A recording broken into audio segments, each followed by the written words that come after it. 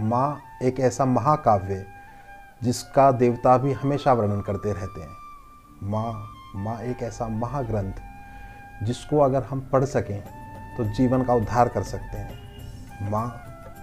माँ एक ऐसा व्यक्तित्व जिसका हमारे जीवन में इतना महत्वपूर्ण योगदान है कि इस जीवन की शुरुआत का निमित्त भी ईश्वर ने उस माँ स्वरूपी व्यक्तित्व को ही बनाया। माँ के विषय पे कितना भी बोलें, कितना भी कहें, कितना भी उसका वर्णन और गुणगान करते रहें, सब कुछ बहुत छोटा दिखता है। ऐसा कोई शब्द बना नहीं जो माँ को परिभाषित कर सके, जो माँ की व्याख्या कर सके। माँ जिसने हमें जन्म देने से लेकर पहले गुरु के रूप में और फिर हमारे जीवन के एक मार्गदर्शक के रूप में अपना योगदान दिया। फिर जब हम थोड़े बड़े हो जाते हैं तो उसी माँ से हम कहने लगते हैं कि आपको पता ही क्या है, आप जानते ही क्या हो, आपको आता ही क्या है। जब हम कभी किसी नाकामयाबी का सामना करते हैं तो उसका दोष भी अपनी माता जी पे बहुत आराम से दे देते हैं, और क्योंकि उसका कारण है कि वो पलट के कोई सवाल नहीं करती, वो पलट के कोई सफाई नहीं देती, वो आप जो भी कहो उसको बहुत आसानी से ले लेती हैं। ऐसी ही माँ पे मैंने अपनी बहुत अल्प बुद्धि के साथ एक छोटा सा वर्णन करने का प्रयास किया है। एक पक्षी होता है चातक। चातक पक्षी की विशेषता ये है कि वो सिर्फ मेघ से बरसता हुआ पानी ही ग्रहण करता है। वो किसी भी दूसरे पानी के स्रोत से पानी नहीं पीता।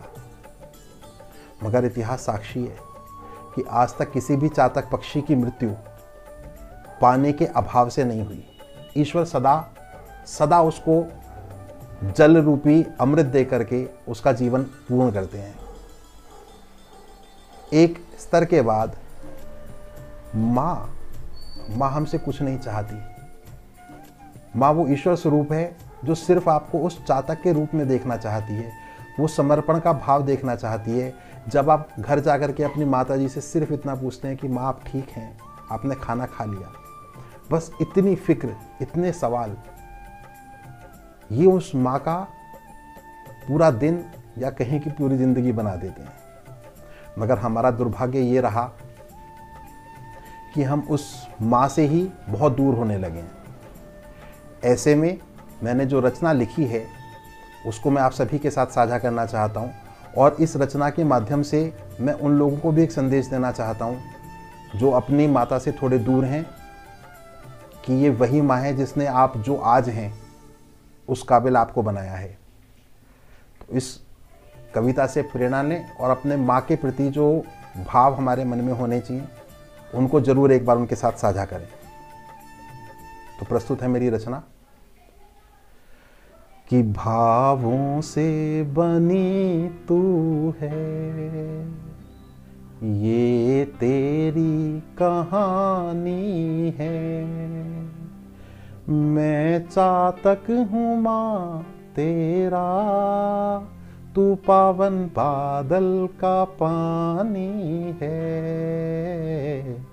भावों से बनी तू है, ये तेरी कहानी है। मैं चातक हूँ माँ तेरा, तू पावन बादल का पानी है। भावों से बनी तू है। तू त्याग की मूरत है, सांसें तुझसे पाई हैं। मुझे सुख से सुलाने को तूने रातें जगाई हैं। पूजूं कैसे न मैं तुझको, माँ तू जीवन दायनी है। मैं चातक हूँ माँ तेरा, तू पावन बादल का पानी है, भावों से बनी तू है। राह गर्भ में जब तेरे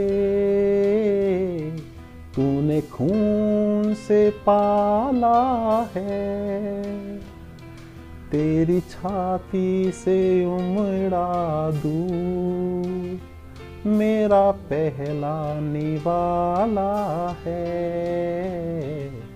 माँ पूजित है देवों को, मैंने बात ये मानी है। मैं चातक हूँ माँ तेरा, तू पावन बादल का पानी है, भावों से बनी तू है। पकड़ उंगली को माँ मेरी, तूने चलना सिखाया है। गुरु पहली है माँ तू ही, सब तुझसे ही आया है। बिन कहे भी सब सुन ले, माँ तू ऐसी ज्ञानी है।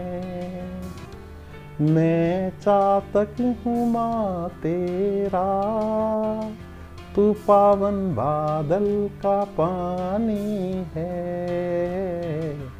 भावों से बनी तू है। मांगू तुझसे और क्या मैं, बिन मांगे सब पाया है। चरणों में हूँ सदा तेरे, यहाँ स्वर्ग की छाया है। मेरे ईश हर जन्म में मुझे यही माँ पानी है। मैं चातक हूँ माँ तेरा, तू पावन बादल का पानी है, भावों से बनी तू है। ये तेरी कहानी है, मैं चातक हूँ माँ तेरा, तू पावन बादल का पानी है। बहुत पहुँचे हुए शायर ने लिखा था कि किसी के हिस्से मका आया, किसी के हिस्से दुकान आई। मैं घर में सबसे छोटा था, मेरे हिस्से में माँ आई। ये जो माँ है ना, ये असीम सौभाग्य है किसी भी व्यक्ति के लिए। जब तक ये आपके साथ हैं, अपने आप को सौभाग्यशाली मानते हुए इनकी सेवा में जीवन बिताएं, इनके साथ रहें, इनसे आशीर्वाद ग्रहण करें।